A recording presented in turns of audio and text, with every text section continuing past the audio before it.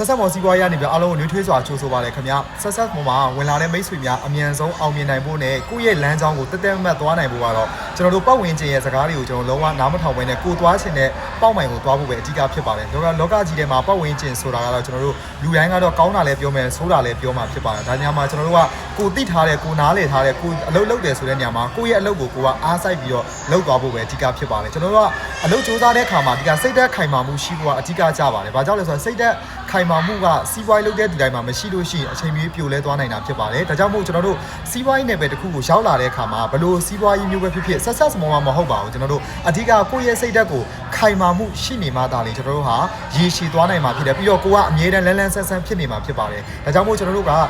ကိုယ့်ရဲ့အလုပ်ငန်းကိုနေ့စဉ်နဲ့များကျွန်တော်ဝင်ငွေရအောင်နေ့စဉ်နဲ့များတိုးတက်မှုရှိအောင်ဆိုကျွန်တော်တို့ကအဓိကကတော့ကိုယ့်ရဲ့စိတ်ကိုခိုင်မာဖို့အတွက်ဆိုကျွန်တော်တို့မှာအဓိကလေးလာရမယ့်အရာကတော့စီးပွားရေးပိုင်းဆိုင်ရာစီးပွားရေးသမားတစ်ယောက်တွေဟာဘယ်လိုမျိုးအောင်မြင်သွားတာလဲစီးပွားရေးကဘာပေါ်မှာအောင်မြင်သွားတဲ့တကယ်ကျွန်တော်တို့ကဘာကျော်တွေဟာဘယ်လိုမျိုးတို့တွေအခက်ခဲတွေကိုကျော်လွှားသွားတာလဲအခက်ခဲနဲ့ကြုံလို့ရှိနေဘယ်လိုပြန်ယုံထွက်လဲဘယ်လိုမျိုးပြန်ပြီးတော့ထားတယ်လဲဒါတွေကိုကျွန်တော်တို့ကသိထားမှာဖြစ်ပါတယ်ဒီလိုမှမဟုတ်ဘဲနဲ့ကျွန်တော်တို့ကပုံမှန်တိုင်းလေးပဲ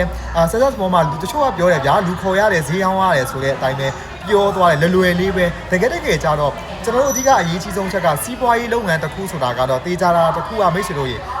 ကိုယ့်ရဲ့လုပ်ငန်းကိုကိုသေးချာကျွန်တော်တို့သိပြီးတော့တကယ်စီးပွားရေးတွေးခေါ်ရှိတဲ့သူတွေလဲကြရင်တော့မှကျွန်တော်ပြန်ထားနိုင်တယ်အဲ့တော့လူခေါ်ရတယ်ဈေးရောင်းတယ်ဆိုတာအပေါ်ရန်အစိလောက်ပဲသိပြီးတော့ကျွန်တော်ဘာမှကိုကလူတွေတမိတ်ဆက်ကြည့်တယ်ဗျာစပြီးတော့ဒီမှာအောင်မြင်တဲ့သူများစုမှာဆိုတမိတ်ဆက်ကြည့်လိုက်တယ်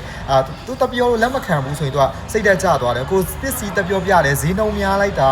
အပြင်ကဈေးနှုန်းနဲ့ကွာတယ်တပြောလိုက်တဲ့အခါမှာတချို့ကအိမ်နေရာမှာနည်းနည်းလေးစိတ်အားငယ်သွားပြီးတော့ဆက်ပြီးတော့မသွားနိုင်ရတကယ်တော့အဲ့လိုမျိုးမဟုတ်ဘူးကျွန်တော်တို့ကြတော့ကိုခွင့်လန်းပေးကြည့်တယ်ဗျာပေးကြည့်လိုက်တဲ့အခါမှာတချို့တော့သူတွေကလက်မခံတဲ့အခါမှာဒါကျွန်တော်တို့ကသူတို့မကြိုက်ပိုင်ခွင့်ရှိတယ်ဘာကြောင့်လဲဆိုတော့လူတိုင်းမှာရွေးချယ်ပိုင်ခွင့်ရှိတယ်အဲ့တော့မကြိုက်တဲ့အခါမှာကျွန်တော်ဘာမှတပြောလို့မရဘူးတချို့ကလည်းကြိုက်လို့ကိုယ်နဲ့လက်တွဲလုပ်တယ်ဒီမျိုးရှိတယ်ပစ္စည်းကလည်းကျွန်တော်သွားပြီးတော့မှအခွင့်လန်းပြောတာမဟုတ်ပစ္စည်းတက်ပြီးတော့ပြောပြတဲ့အခါမှာတချို့ကဒီပစ္စည်းကိုကြိုက်လို့ဝယ်တဲ့သူရှိတယ်မကြိုက်ဘူးမဝယ်တဲ့သူလည်းရှိနိုင်တယ်ဒါပေမဲ့ကျွန်တော်ကကြိုက်တဲ့သူတွေကိုကျွန်တော်ပေးတယ်ဆိုတာကိုကျွန်တော်အမြဲတမ်းစိတ်ထဲမှာထားမယ်ပြီးတော့ကျွန်တော်တို့ဟာအမြင်တူတဲ့သူနဲ့အမြင်မတူတာရှိတယ်ဒါကြောင့်မို့ကျွန်တော်အားလုံးက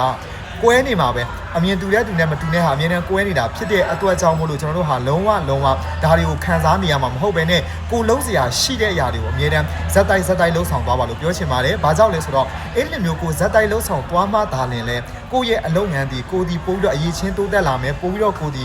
အလုပ်ပေါ်မှာယုံကြည်မှုတွေရှိလာပြီးတော့ကိုယ့်ရဲ့လုပ်ငန်းမှာလည်းဝင်ငွေတွေပို့ပြီးတော့တိုးတက်အောင်မြင်လာမှာဖြစ်ပါတယ်။ကျွန်တော်ကိုယ်တိုင်ကဒီ success ပေါ်မှာဆိုရင်ဒီစိတ်သက်ခိုင်မာမှုပိုင်းဆိုင်ရာ100%စူးစမ်းခဲ့ရတာဖြစ်ပါတယ်။ဘာကြောင့်လဲစိတ်သက်မခိုင်မာလို့ရှိတော့အချိန်မျိုးပြိုလဲသွားနိုင်တယ်။ဒါမှမဟုတ် success မောဟာကျွန်တော်တို့ဝင်လာပြီးရင်ကျွန်တော်တို့ကအောင်မြင်တဲ့အထိရောက်အောင်သွားမယ်ဆိုတဲ့စိတ်ခံယူချက်နဲ့ကျွန်တော်သွားမယ်ဆိုရင်တော့လူတိုင်းအောင်မြင်မှုရနိုင်ပါတယ်ခင်ဗျာ။အားလုံးပဲ success မောမှာအောင်မြင်တဲ့ပန်းတိုင်ကိုလူတိုင်းရရှိနိုင်ကြပါစေခင်ဗျာ။